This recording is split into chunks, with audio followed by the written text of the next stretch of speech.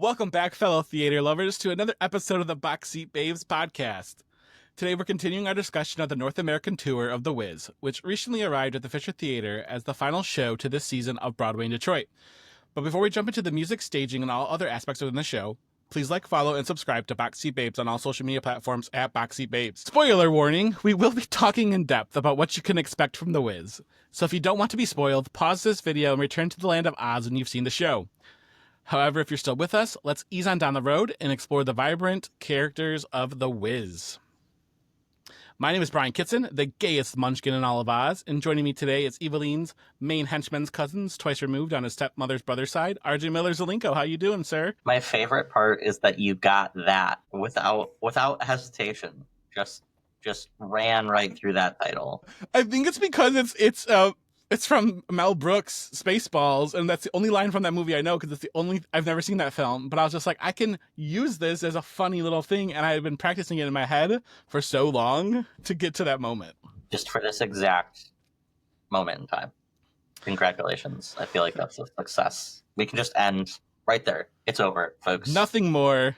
That's all you needed today. For those who haven't watched episode 1, we did talk about the story and cast and standout moments from when The Wiz arrived in Broadway in Detroit. But today we're going to be focusing on the music, staging, and other aspects of The Wiz, and also giving our final verdict. So, without further ado, my music man, my main henchman, cousins twice removed. There's a lot of music in this show. It's a very musical, I should say.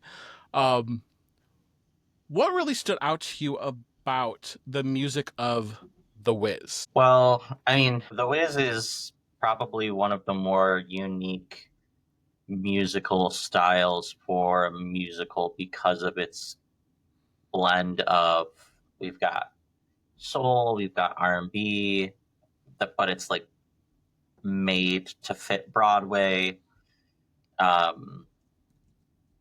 There are, more like showstopper type numbers, and then you have just like, certain songs that you want to like snap to, or dance to.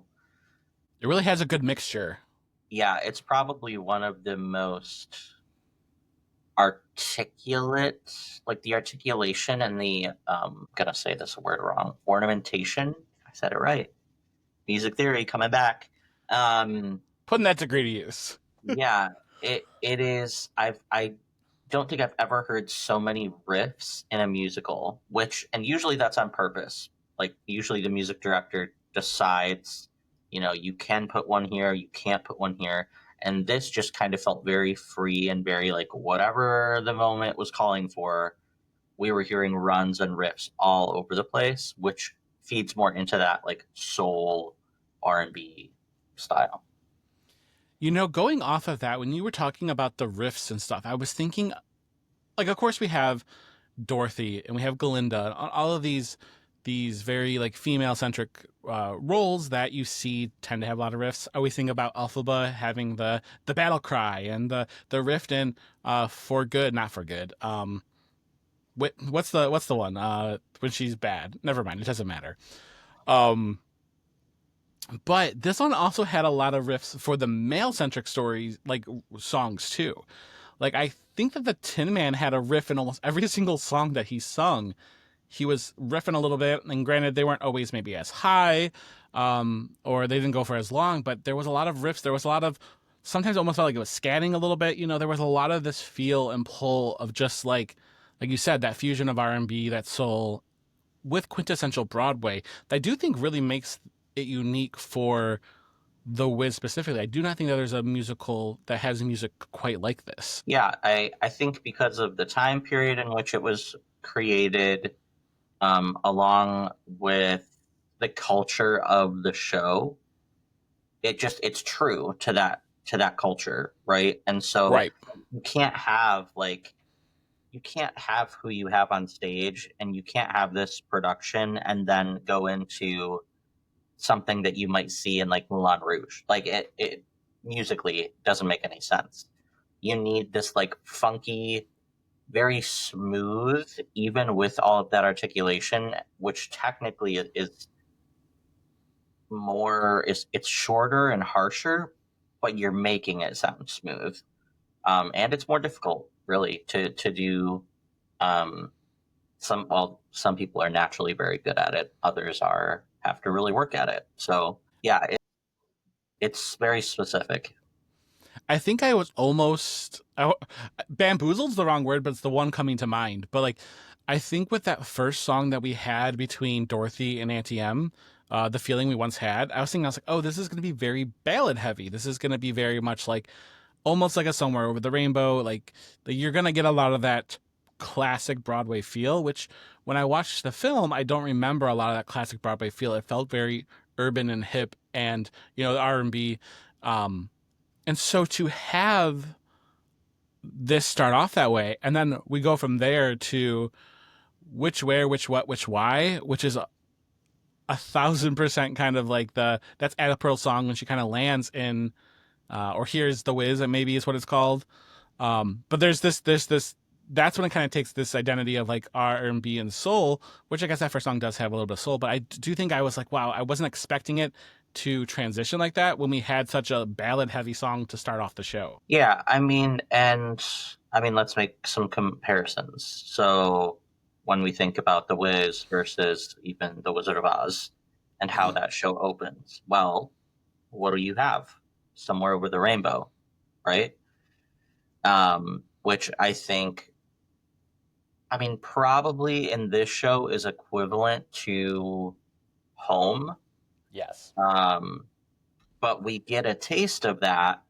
It's not called Home, but it's kind of like a prequel. It uses the same themes as Home, um, to basically open the show, and then go into that duet, which the dynamic levels were very important. There were points where, granted, and we'll get into this, I think there was some musical sound issues, but the dynamics were so insanely soft. Probably the quietest I have ever heard in a professional show, to the point where you're like, is her mic on? Is she singing? But you knew that she was, but also you were kind of on the edge of your seat because of that, which I think was probably intentional. So, To kind of like draw you in a little bit more. yeah. And you have that, then you have a substantial way to go, right? Like then you do see the drastic measure between, okay, pre-storm, pre-tornado, here's where we are. We're in this very ballady, smooth land, and then right when we jump into this kind of like neurotic, jumpy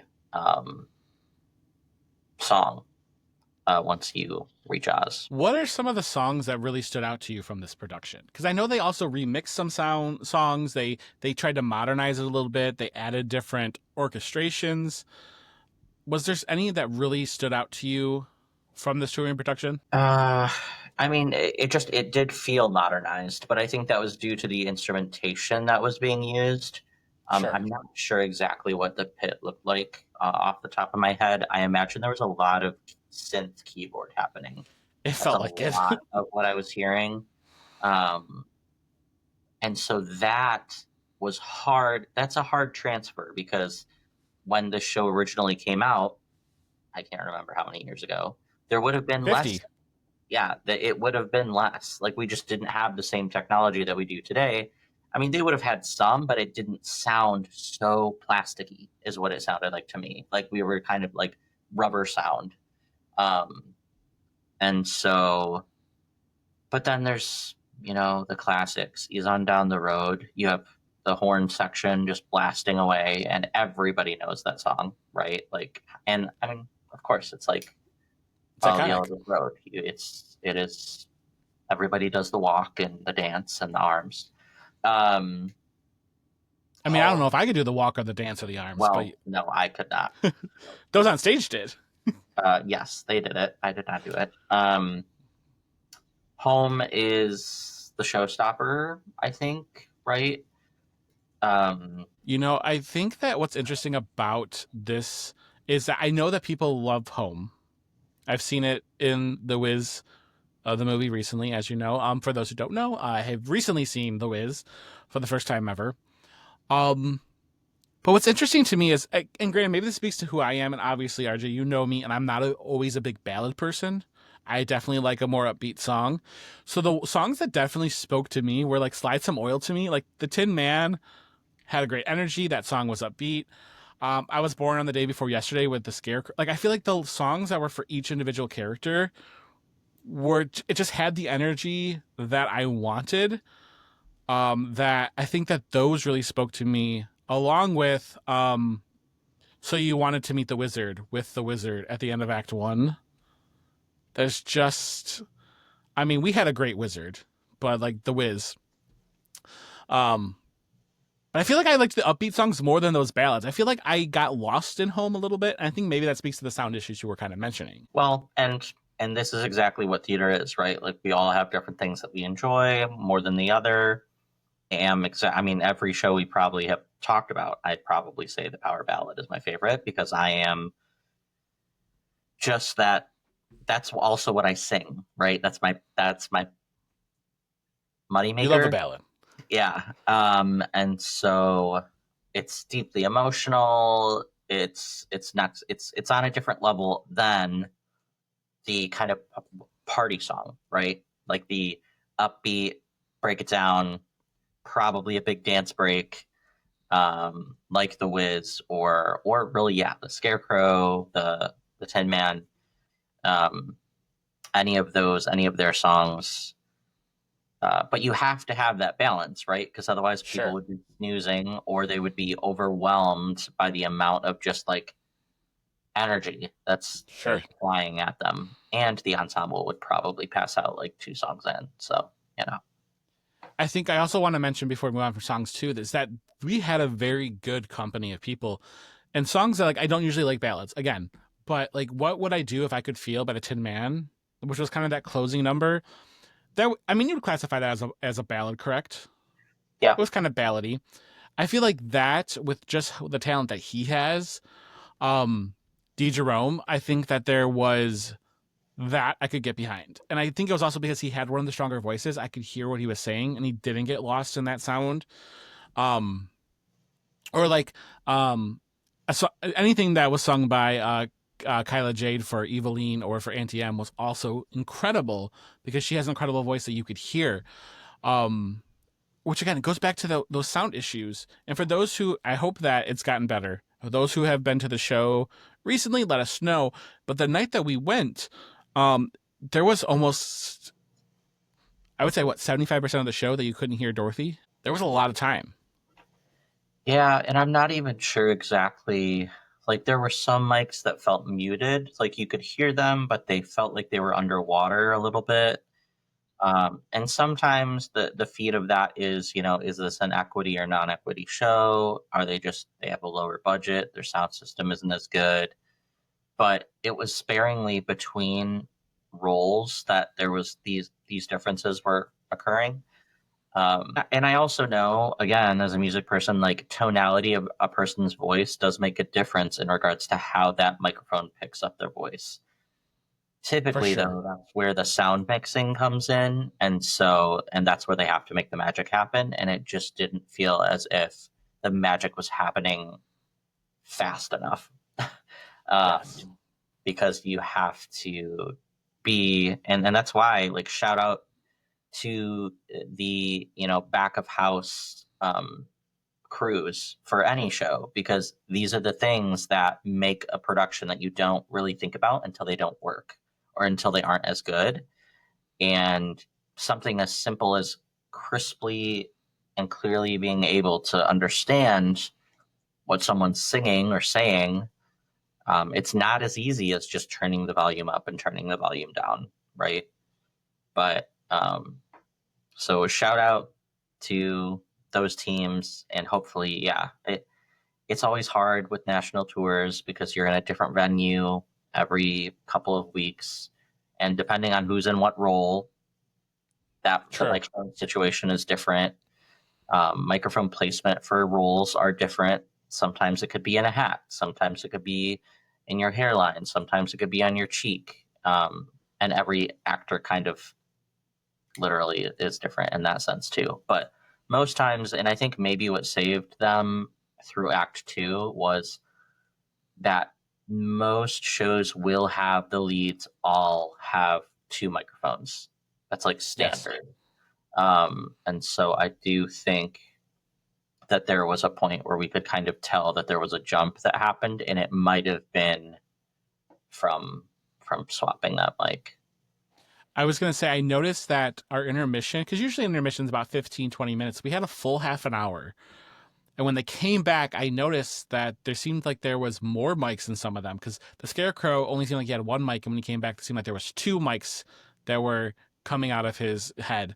But it's interesting that you noted about where the placement was, because the Tin Man, who was one of the stronger ones, his mic was off to the side of him. It was like coming down, where Dorothy and the Scarecrow had him coming off of here. And so it does make me wonder if, like, because it was closer to his mouth, they, of course, would pick it up a lot easier. You'd hear a lot more of the sound that's coming from him than you would from somebody who has a mic on the top of their head. Yeah, and I mean, obviously, it's so dependent on what kind of mics you have. Most professional productions do almost require that people all have it in their hairline because of like costuming and accessories. Like there's way more of a chance of you brushing your microphone when it's on the side of your face than there is when it's up here, right? And usually it's like hidden in a wig cap or whatever.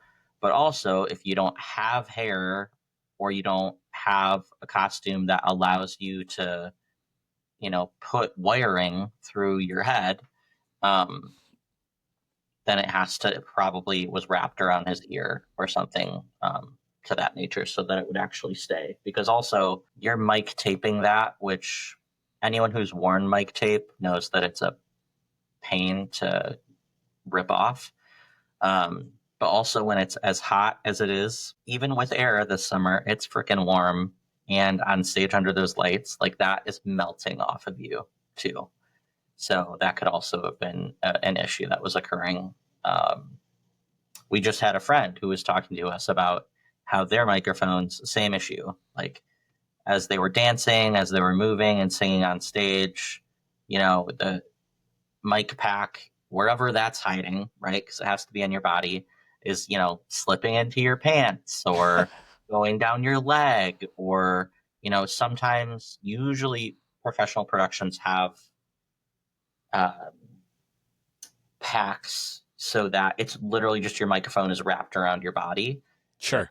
But a lot of those costumes, I mean, like Dorothy, Scarecrow probably could have, but Tin Man, like it's built relatively tight to their skin, so chances are that thing is either literally hiding in the hat or in some type of pocket or accessory. For sure. And it's things like, that. I mean, again, this doesn't reflect the art that was on the stage, but it does reflect that it does make the enjoyment of it sometimes, I would say, more difficult, because when you're trying to lean forward to listen, when you're not as engaged in that process. I feel like that's kind of, where sometimes I do have a hard time when you like go into a show and you're just like, I can't hear what the character's saying. And I kind of can figure it out from context, because we're all relatively smart individuals going to see these shows. We can figure it out, but it does pull you back a little bit. But there's not much you can actually do about it unless in the moment. You have to figure that out, like you said, for each setting, each place as you go along. Speaking of things that maybe didn't work as well as they should have, I do want to talk about the staging. And I'm unfortunately going to lead this charge here, because the pieces that they had for the set, like the house, were great. I struggled because most of the Wiz felt like it was just a screen. And I feel like there's ways to dress up a screen, and I feel like there's ways to utilize a screen. And I think I had a hard time with this one. But what did you think of the set design and the use of the backdrop being a screen? I'm sure that's where a lot of shows are going to now, because it's cheaper and easier to kind of roll through. But did it kind of work for the show? I mean, I can understand why they did what they did. Yeah, I would say it's screen heavy, and that is fortunate and unfortunately the way that I think a lot of Broadway is moving as we look at technology.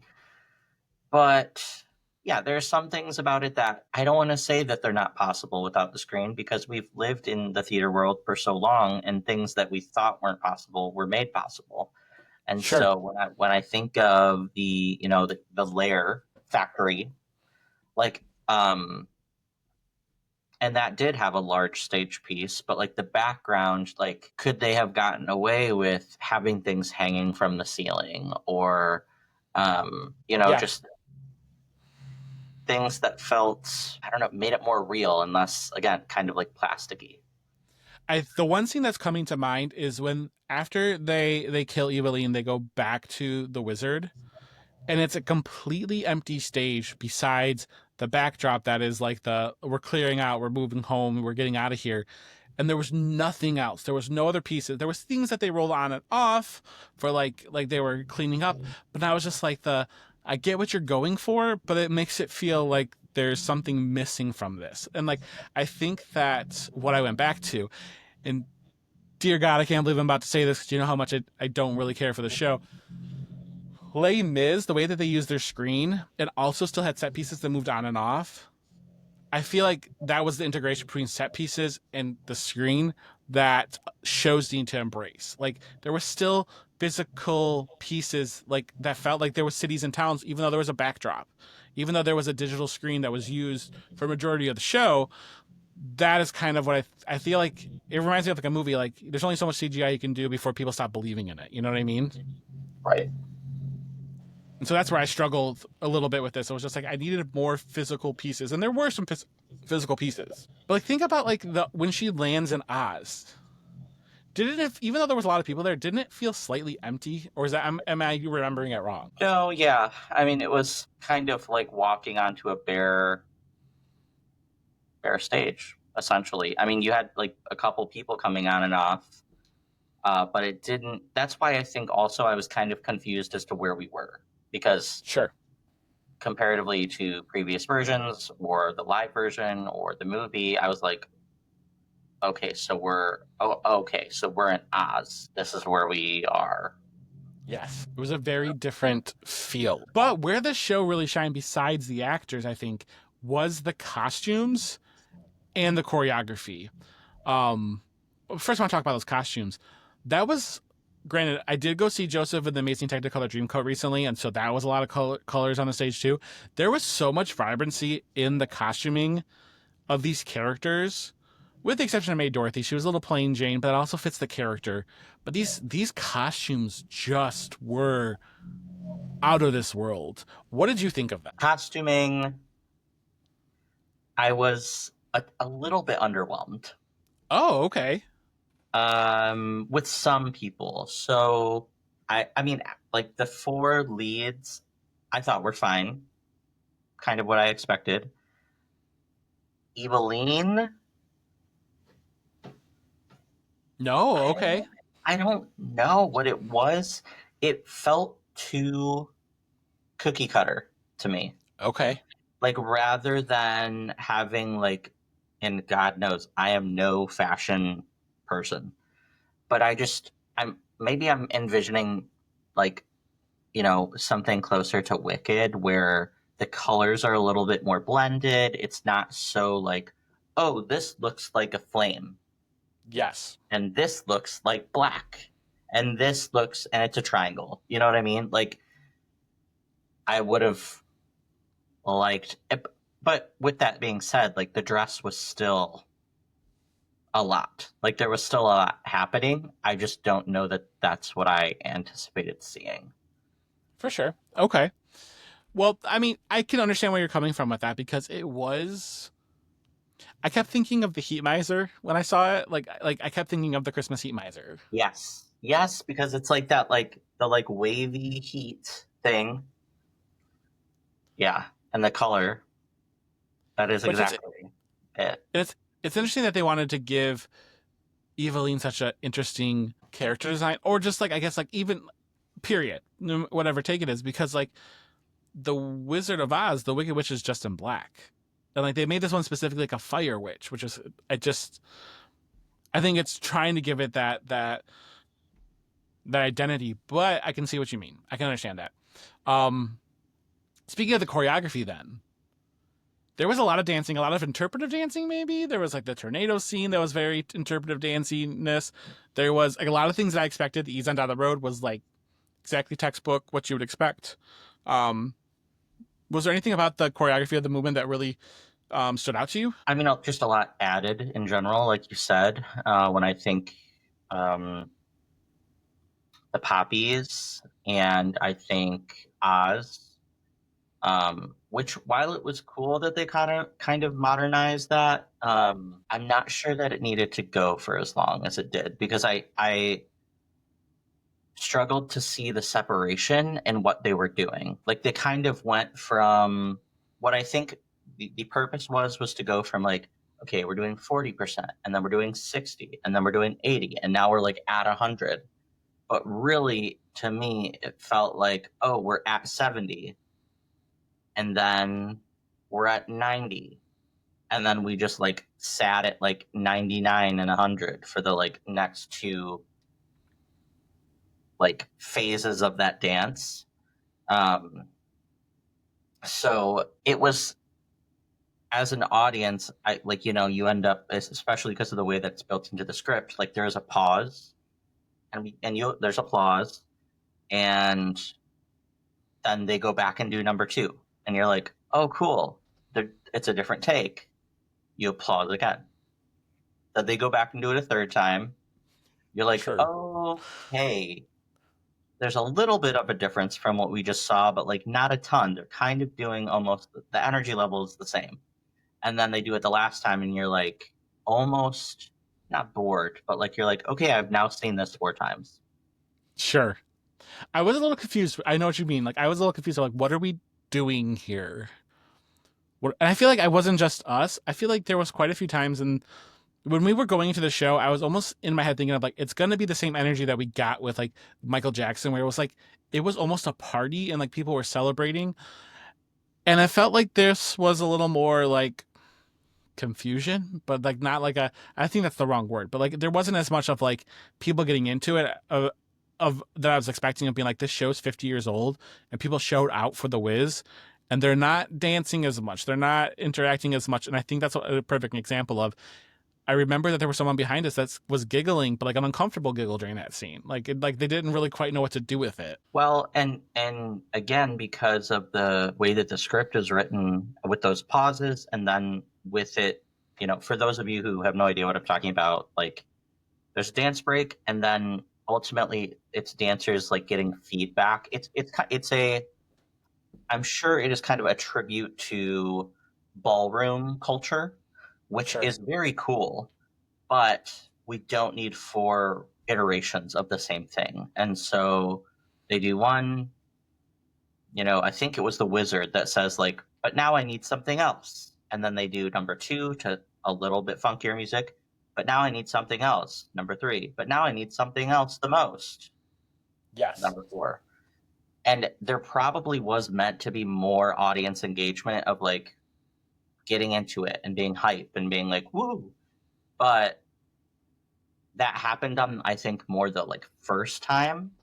Mm-hmm. And then it got quieter and quieter and quieter, basically nothing by number four, because the expectation and the separation of what they were doing was not clear, and the caliber all felt the same. Like if you're doing something small and cutesy and you're building up to like doing a lift, people are going to go nuts for the lift, right? For But if sure. you do the lift at the beginning and then you just keep doing lifts, you set yourself up for, oh, well, we just saw that three times before this. So it feels like it's still, we know that it is physically very impressive. However, for the show stopping effect, it's less impressive because you've been doing it for a minute and a half.